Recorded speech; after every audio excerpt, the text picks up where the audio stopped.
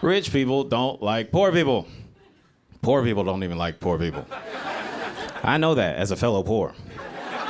You know, because when you're poor and you live around other poor people, you just be looking around like, fuck. I'm one of you. Right? And I knew I was going to escape out of that. I told all my poor friends, I was like, I'm getting out of here. I'm going to go perform and tell dick jokes to tens of people across the country.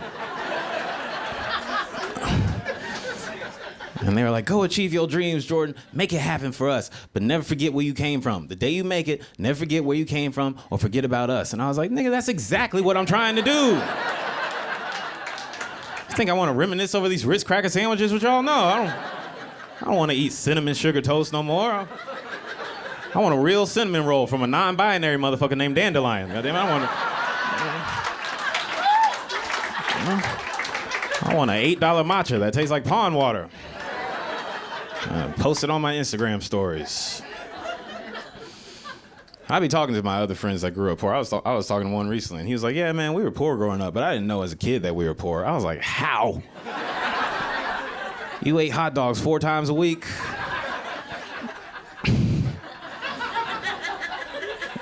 I knew we were poor growing up. You know, my dad made sure that I knew we were poor growing up.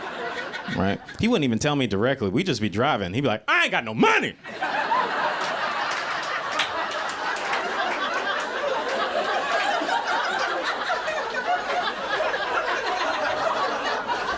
I'd be like, hey, bro, those are inside thoughts. You got to keep that up here. You can't just hit me with your poverty tourist. What you doing?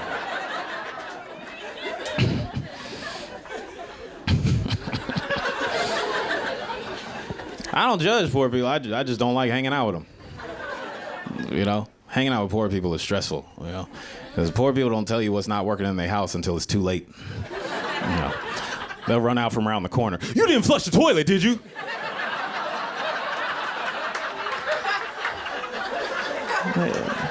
Yeah, I took a shit, so I flushed the toilet. Then they get mad at you. Come on.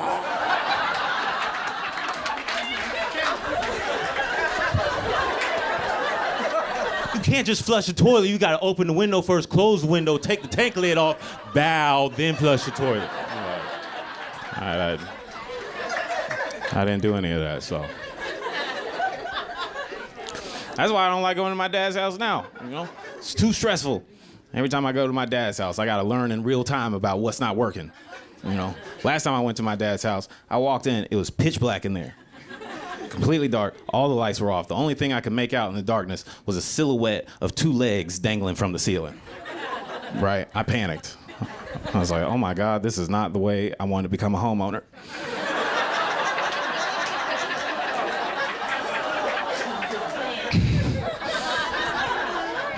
So I started crying. I was getting emotional. You know, I didn't want to turn the lights on and see this travesty for myself. I'm trying to get myself together. Then out of nowhere, the lights came on, and my dad was standing on the other side of the room, pure health, you know, clear as day. And he was like, what you doing? I was like, I'm crying. He's like, why are you crying? I was like, I thought you killed yourself. He's like, what? I was like, I thought you hung yourself. He's like, boy, nobody hang themselves. The dryer's broke. I'm drying my jeans.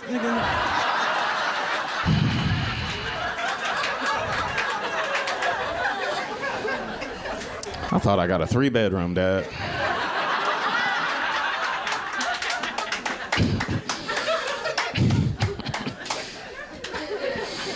I tell you, my mind always goes to the worst possible place, you know. I think it's just because of where I was raised, bro. Like, I was always stressed out as a kid. I used to get bullied a lot growing up, you know, because I went to this all-white high school, and people used to pick on me for my personality or whatever.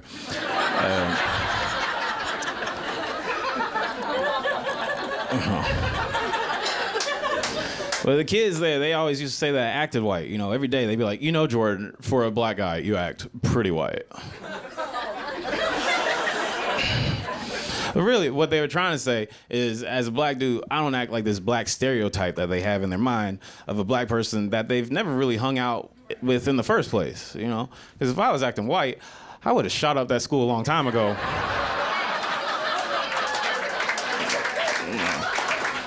That's like the whitest thing you can do, dog, is come to school with a bowl cut and a gun. Just like, all right, Whitey's here.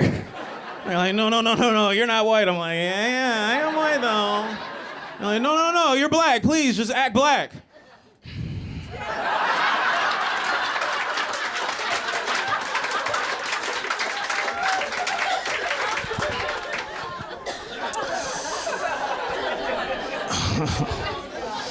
I tell you what, I really did go to this all-white high school in North Carolina. That's where I was raised. And right before I started going to school, I went to orientation with my mom, right? And she took us, the guidance counselor took us on a tour through the entire school, showed us all the classrooms and things like that. Then she gets us back to her office. She closes the door behind her, and she was like, it's really nice that you guys are going to be attending the school this year. Just want to give you a little heads up, Jourdain, before the school year starts. Just got to let you know, the school is 2%.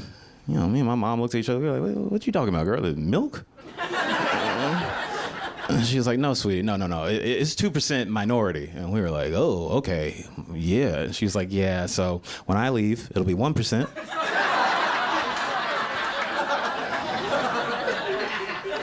And then it's up to you. Good luck, young man. And she was right, bro. It was 2% down to the staff, even the substitute teachers, I remember I had this sub there named Miss Hunt. Miss Hunt was this ambiguous age between like 83 to 4,000 years old. Right. And, when you got a sub, all the kids get on the same page. They're like, all right, we got a sub. You know the assignment. We got to make this bitch cry. All right.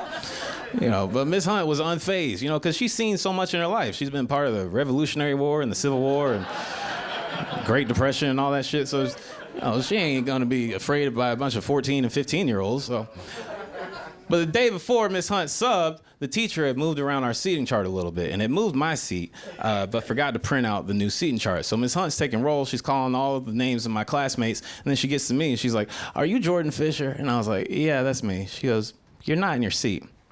I said, "I am in my seat." She goes, "According to this chart, you're not." I said, "I don't know about the chart, Miss Hunt, but the teacher moved our seats around the other day. She must not have printed out the new one for you, but I'm in my assigned seat." And she goes, "Okay, sure." Yeah.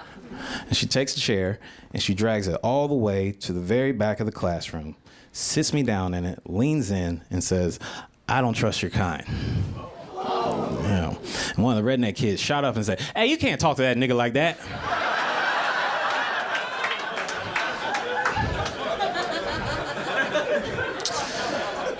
And that's why I keep Travis around.